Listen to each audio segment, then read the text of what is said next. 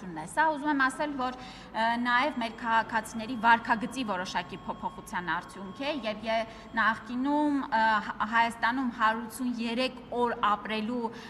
հանգամանքը գուցե շատերը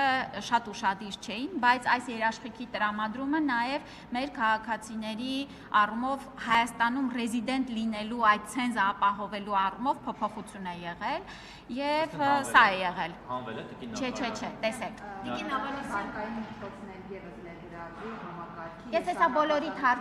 բոլորի հարցերին կպատասխանեմ։ Այո, տեսեք։ Երբ որ մենք դրել ենք պահանջ ռեզիդենտության, առողջության ապահովագրության շահառուն դառնում է շահառու, եթե 1 տարվա ընթացքում նրա 183 օրը լրացել է եւ արդեն անցել է, եւ դրա անցնելու հաջորդ ամսվանից նա դառնում է ապահովագրության շահառու 100% պետության սուբսիդավորմամբ։ Այսինքն այս 6 ամիսների ընթացքում եւս քաղաքացիներ են եղել, ում 183 օրը լրացել է եւ նրանք ավտոմատ արդեն են դառնում։ Ոչ, ցենզը մնացել է եւ ես կարծում եմ շատ կարեւոր ցենզ է եւ Հայաստանի Հանրապետությունում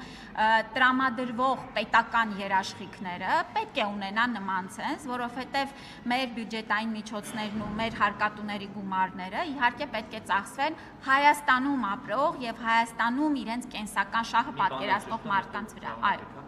Եվ այն քաղաքացիները, որոնք մասնավոր սեկտորում են աշխատում կամ բիզնեսով են զբաղվում, ածի ունեն, բայց բավարար շրջանառություն չունեն տարական քննարկում, իրենք կարող են միանվագ այդ տարվա գումարը վճարել 129,600 եւ դառնալ շահառու։ Ես որքանով որ փորձեցի ճշտել, ասացին, որ չէ։ Այս տարի ոչ եւ այո մեզ շատ են դիմում, որ գուցե նրանց անհատ օրինակ ձեռնարկատերերի այդ 2.400.000-ը չի գերազանցում, բայց մարդիկ տեսնելով այս երաշխիքի կարևորությունը եւ նաեւ գոհունակությունը ժողովրդի ուզում են դառնալ համակարգի մասը։ Այս առումով պետք է նշեմ, որ պիտի սպասենք 27 թվականի հունվարի 1-ին եւ 27 թվականի հունվարի 1-ից օրենքի նաեւ մյուս հատվածը, որը վերաբերվում էր բոլոր աշխատավարձ ստացողներին եւ նաեւ անհատ ձեռնարկատերերին, արդեն անկախ շրջանառության չափից կմտնեն ապահովագրության համակարգ, բայց ես ուզում եմ նշել, որ մենք նաեւ շատ հետաքրքիր դրական տենդենց ունենք մարդկանց 200,000-ից ավել աշխատավարձ ստացողների, շահառուների խումբն է մեծացել, սա էլ կարևոր Այո, սա էլ կարևոր ձեռքբերում է, որ քաղաքացիները իրենց երաշխիքները ապահովելու համար նաև ակտիվ վարքագծով գալիս են մաքուր հարկային դաշտ։ Տիկին Ավանեսյան, աշխատանքից ազատվել է Լիլիթ Ղազարյանը, տեղագործական ոլորտի աշխատող է, ըստ առողջապահական ոլորտի աշխատակիցների, գնահատականների բարձր հմտությունների տիրապետող մասնագետ, պնդում է, որ ձեր ցուցումով է եղել, խնդրեի Ինքն է պնդում, իր պնդումն է։ Լիլիթ Ղազարյանը հանդիսանում է մեր դեղերի փորձագիտական օակի տնօրենի տեղակալ, եթե չեմ սխալվում, եւ նրա ազատման հետ կապված դիմումը որոշումը ընդունել է ղեկավարը։ Իսկ ինչ վերաբերվում է այդ մանիպուլյացիաներին, եթե դրանք իրականություն լինեին, Լիլիթ Ղազարյանը կազատվեր 5-6 տարի առաջ։ Այսինքն ես չգիտեմ։ Ձեր ցուցումով չի եղել, դուք պնդում եք Տիկին Ավանեսյան։ Հարգելիներս, ես ցուցումներ եւ հանձնարարականներ տալիս եմ, եւ ես այս պահին էլ ասեցի, որ տնօրենի որոշմամբ իրականացվել է հաստիկների փոփոխություն եւ ազատումներ։ Ես նկատի ունեմ դուք կապում եք իր ազատման հետ։ Ես չկա մի բան, որ կապ չունենամ իմ համակարգում կատարվող։ Այսինքն դուք եք հորդորել, որ հեռանա։ Ես ոչ մեկին ոչինչ չեմ հորդորել, մենք իրականացնում ենք ամեն Դե եթե թողեք որ պատասխանեմ, ես ընդհանուր առմամբ մեր բոլոր պետական բժշկական կենտրոնների, պոակների, կադրային քաղաքականության ընդհանուր գծերն են որոշում եւ ասեցի, տեղի է ունեցել հաստիկների փոփոխություն, իսկ թե որ հաստիքում ով է մնալու, դա իրականացրել է որոշումը ինքը հեռացվել։ Դե չգիտեմ, հարցրեք։ Դուք կարծես թե չերկեցիք, որ ցուցումը դուք եք տվել, այսինքն կամ կապ ունեք այդ ամեն ինչը, այսինքն ձեր իմացությամբ եղել, ոնց եք ձևակերպեք։ Ինչու օրինակ, ո՞րն է հիմք հանդիսացել, եթե Լիլիթ Ղազարյանից գոհ են համակարգում եւ որևէ լուրջ խնդիր չի առաջացել։ Լիլիթ Ղազարյանի գոհ լինելու հանգամանքը կապված է նրա գործատուի հետ։ Եվ նորից եմ կրկնում, բավական է քաղաքական մանիպուլյացիաներով զբաղվել, ինչի մեծ փորձ ունի պարոն Ղազարյանը։ Եթե հարգելիներս կթողեք պատասխանեմ։ Ինչի համար է նա վերացել է Դրա հետ կապված հարցում ուղղել կպատասխանեն մանրամասների մասին։ Դուք այստեղ կանգնած եք, Ուղղակի տնօրենը ինքն է ձեզ դիմել, օրինակ ասել լավ չի աշխատում, եկեք հեռացնենք, դուք էլ ասել եք դե որ չի աշխատում, հեռացնենք։ Թե դուք եք տեսել ասել եք ուղղակի տնօրեն ջան կլինի հեռացնենք այս տիկնոջը, ո՞նց է։ Հարգելին ես, ես ներկայացրեցի մեր աշխատանքային process-ը, ես իրականացնում եմ մեր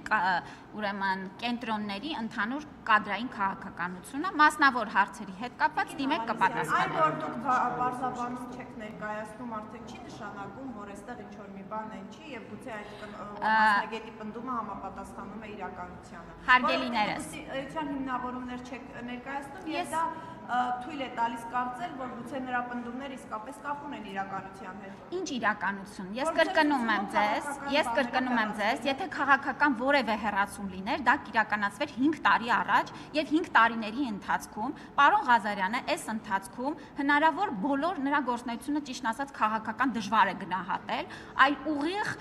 չգիտեմ, չեմ ուզում խորանալ գնահատականներ տալ, դա իր գործն է։ Նորից եմ կրկնում, 5 տարիների ընթացքում բավական ժամանակ ունեինք հեռացնել քաղաքական ենթատեքստով։ Նման բաներ մեր համակարգում չկա։ Իսկ թե այս 17000 եւ ընդհանուր առմամբ մեր համակարգում ցանկացած անձ ամեն օր էլ ընդունվում եւ ազատվում է աշխատանքից, այսքանը։ Դուք համաձայն եք այն գնահատականների հետ, որ նա լավ մասնագետ է, թե համաձայն չեք։ Դուք ինչպես եք գնահատում իր աշխատանքը։ Ես նրա աշխատանքային գնահատման մասով չեմ ուզում ավել բան ասել։ Բայց ոչինչ չեք ասել։ Պատասխանեցի ձեր հարցին, այսքանով բավարարվեք։ Այդ թեմայի անդրադառնանք առաջիկա նոր կառավարություն է ձևավորվելու, փոփոխությունների հարցը քննարկվելու է, դուք շարունակելու եք մնալ ձեր պաշտոնին, ձեզ օրենսդիրում թե գործադիրում եք տեսնում եւ օրինակ հաշվի առնելով, որ հա, այսպես ասենք, որպես կին քաղաքական գործիչ ԿՊ-ում բավականին ազդեցիկ է դարձել ձեր դերը, հնարավոր է ձեզ նաեւ փոխվարչապետի պաշտոն առաջարկել։ Ես իհարկե ինձ ավելի շատ տեսնում եմ գործադիր մարմնում եւ ես շատ սիրում եմ իմ աշխատանքը եւ իհարկե ունեմ ցանկություն շարունակել առողջապահության նախարարի պաշտոնավարումը։ Կարծում եմ կաբինետի վերաբերյալ վարչապետը ինքը կներկայացնի, ես ներկայացնում եմ իմ ցանկությունը եւ իմ այսպես որտեղում ինձ ավելի շատ տեսնում։ Վարկային միջոցներ ներգրավել են համակարգի շարունակականություն ապահովում, որտեղ մենք դենք 102 միլիարդ դրամից վերցնել ենք, երբ որ համակարգը ներդրել է։ 102 միլիարդ չէ, 102 միլիոն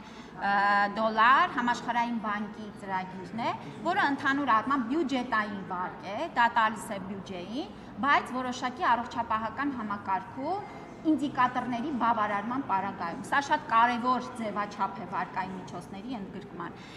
Բայց այս պահին ես ձեզ ներկայացրեցի, թե ինչու՞նն է եղել ավելացումը։ Ես պատրաստվում եմ առաջիկայում նաև առողջության համընդհանուր ապահովագրության հիմնադրամի աշխատանքների 6-ամսյա շրջափուլը ամփոփել։ Ես կարծում եմ այն ձեռքբերումներն ու կարևորագույն ինստիտուցիոնալ կայացումը, որ ունեցել ենք, անհրաժեշտ է հանրությանը նաև ներկայացնել։ Իհարկե ես պարբերաբար խոսում եմ, ներկայացնում եմ ինչու ենք իրականացնում դիմելիության եւ այլ մի առումով, բայց 6-ամսյա շրջափուլը բավական արդեն կարևոր է եւ թույլ է տալիս նաեւ գնահատականներ տալ եւ հասկանալ ինչ է մեզ սպասվում ապագայում։ Հաջորդ շաբաթվա ընթացքում ես մանրամասն բրիֆինգի ձևով կհրավիրեմ այս թեմային անդրադառնալու։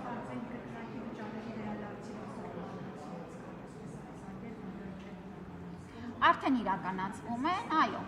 արդեն այդ համակարգը էլեկտրոնային գործարկվել է եւ աշխատում է։ Գործարկված է, աշխատում է եւ հերթով կվերադարձվի։ Շնորհակալություն։